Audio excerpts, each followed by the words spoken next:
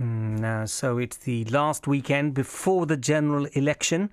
And during the past few weeks, we brought you several interviews from different candidates across the West. Obviously, the events in London over the last 24 hours have had an impact on campaigning, with the main political parties suspending their activities today. UKIP, though, have not suspended their campaign. Earlier, I spoke to Ernie Warrender. He's the UKIP candidate for the Forest of Dean in Gloucestershire. I asked him for his reaction to what happened in London last night. As somebody who lived in London, as you can possibly tell from the accent, came from the London area, I don't. What do you say? I don't know what to say. I do not know what to say, and the problem is, what can anyone say about this? It is so cruel. Okay, so tell me a little bit about what your party stands for. What has happened, it's quite amusing, because people used to say about UKIP, it was a single-trick pony. All it ever talked about was getting out of the EU. That was the core driver, but the party evolved over the years. Now, when you look at UKIP, with the Liberal Democrats who have stood against the democratic decision of the British people, in my opinion, and many in UKIP, they have evacuated the centre ground of British politics. We have many socialist policies. We have a social conscience taken from the Labour Party. Many members are ex-Labour members. Things like we believe in the National Health Service. We believe in free education. We believe in respect for our veterans, respect and dignity for our pensioners. But tempered with the fiscal prudence of that which the Tory party used to lay claim to. We know how many beans make six, Manny.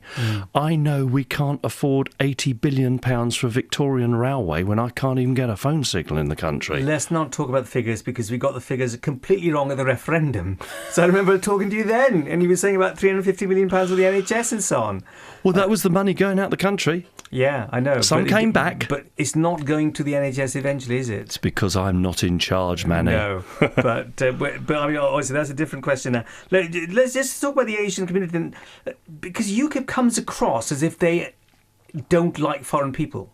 Yeah, you see, and it's so funny because we do not have as much media exposure and media expertise as other parties. And when you look at it, and I got very cross about this in 2015 because the three other parties were very proud of the fact, because immigration is a big issue in Great Britain, very proud of the fact they had clamped down on immigration from the rest of the world. And I said, hold on a second. Hold on. What about the mathematicians from China and Singapore? What about the medical staff who for some reason seem to proliferate on the Indian subcontinent? What about the entrepreneurs from America? We do not care where you come from. It's what you bring to the party. Why do we continually get labelled like this? So what is your policy then? What is your immigration policy? We have an immigration policy that has actually just been slightly revised. We need skill sets in this country. We have sorely let our population down in terms of education and training, starting from old people like me. And for your listeners, I'm 61 years old and my education was wrecked. We lost the apprenticeships and everything. We need skill sets. And I believe, putting it really simply, Manny, really simply, business goes to government and says, look, we need these skills. So you want to cherry pick the best people from other countries so they have a brain drain. Absolutely, Manny. You got it. Yeah. You got it in one. No, because people, it's funny actually, because there is a balance, but at the end of the day, yes, I'm afraid we do. And if people want to come to live to this country, and people do, then I think it is beholden upon any government to look after its country, look after its people, and bring the people who want to be here and will enhance this country. So do you have any particular countries in mind when you say you want to reduce immigration from those countries? No. Right, no, we have skill sets in mind. Right. We have people, and they talk about wage compression in this country. They talk about people's wages being compressed. What that means is the two painters and decorators who came into my office in Weston and said, we've been pulled into the site manager. We were on £10.20 an hour. We've been told it's minimum wage, £7, because there's a team of people will do it. They were beside themselves, Manny. One guy said, I'm going on benefits, I don't care. That is wage compression at real people's levels. What about the numbers of immigrants? Are you going to limit it? How much? Do you know, you're going to get me in trouble with UKIP, aren't you? I can see him smiling. You can't. Yeah. I do. So you're saying unlimited people coming in? No, I'm not. Don't you start. I'm not saying... what I'm saying is we need the people that we need, whether it is 0, whether it is 10,000. But there's a very old saying in business, there's no point, Manny, in pouring loads of people in the country. Maths is my favourite subject. I'm just trying to work it out now. So I'll give it to you. Yeah, right. So, I'll give you a big... You said don't do figures. Now, come on, Manny. You can't have it both ways. But in this case, what you're saying is you don't have a limit on the skill set, right? And you don't have a limit on the number of people coming in because they're qualified to work here. But then what if you have 10,000 going out of the country and then 20,000 coming in? Is that all right? What UKIP have actually recently said is a one in, one out policy. Okay, so one person leaves, one goes out. Because even if there's a shortage of skills?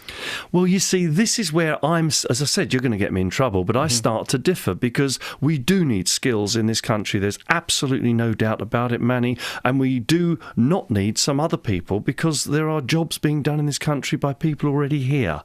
And we need to just, you said cherry pick. I mean, that's a great way of looking at it, Manny, and stop smiling. But yes, we do. We need people. We need doctors. We need care workers. We need teachers, we need digger drivers. There is a lot of things that we need. Now, what about one of the things I've seen on your manifesto, number 2, in fact, it says about ban the burqa or face covering.